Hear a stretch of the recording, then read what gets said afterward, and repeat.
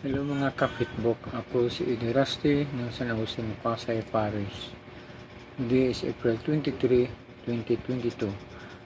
Ang ating pong gospel na pagsaluhan sa araw na ito ay mula sa sulat ni San Marcos, Kabanata 16, talata 9 hanggang 15. Nung madaling araw ng muling pagkabuhay, nagpakita si Jesus kay Maria Magdalena, at si Maria Magdalena ay pumunta sa mga alagad at pinabalita na napakita sa kanya si Jesus.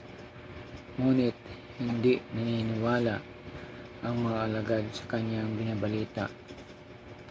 At nagpakita rin si Jesus sa dalawang alagad habang papunta sila sa bukid. At si Jesus ay nag-ibang anyo. Ngunit hindi rin naniwala ang dalawang alagad, bagkus bumalik sila papuntang Jerusalem. At nagpakita rin si Jesus sa 11 alagad habang kumakain. At nagsasabi si Jesus sa 11 alagad na napakatigas ang inyong mga ulo at hindi kayo naniniwala na ako'y nabuhay na mag-uli. At inutusan ni Jesus ang 11 alagad na umalis at ipamalita sa iba't ibang dako ang mabuting balita na muli siyang nabuhay. Mga kapatid, ano ba ang mensahe na ipinarating ni Jesus sa kanyang muling pagkabuhay? Nais ni Jesus na tayo'y magsisisi sa ating mga pagkakamali. Nais ni Jesus na tayo'y lumapit sa Kanya. Nais ni Jesus na tayo'y lumapit sa Kanya at handang pagsisihan ang ating mga kasalanan. Katulad ni Santa Maria Magdalena. Si Maria Magdalena ay isang mababang uri ng tao. Madaling salita, siya ay isang babaeng mababa ang lipad. Ngunit pinagsisihan niya ang lahat at hindi na niya binalikan ang kanyang pagkakasala. Kaya tinanggap ni Jesus at pinapatawad siya sa kanyang mga kasalanan. Kaya ganun din tayo mga kapatid, atin pagsisihan ang ating mga kasalanan upang magkaroon ng kabuluhan ang muling pagkabuhay ni Jesus sa ating mga puso. Gusto ni Jesus na ibalita ang kanyang muling pagkabuhay upang magkaroon tayo ng mapayapang buhay.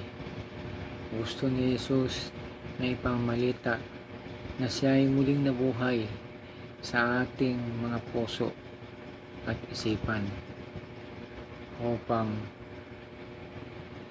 makamit natin ang kanyang pag-ibig at ang kanyang kaharian na ipinangako. Gusto ni Jesus na patawarin tayo, kaya siya nabuhay muli mula sa kamatayan. Kaya siya nabuhay muli mula sa pagkapakos-akos upang bigyan tayo ng panibagong buhay, upang bigyan tayo ng bagong pag-asa, upang bigyan tayo ng bagong biyaya ng pag-ibig ni Kristo na kung saan muling nabuhay sa bawat isa sa atin. Si Jesus ang buhay, si Jesus ang liwanag, si Jesus ang daan patungo sa kaharian ng langit. Kaya hindi pa huli mga kapatid, kailangan natin ang muling pagkabuhay ni Jesucristo upang magkaroon tayo ng buhay na walang hanggan. So, dito lang, maraming salamat.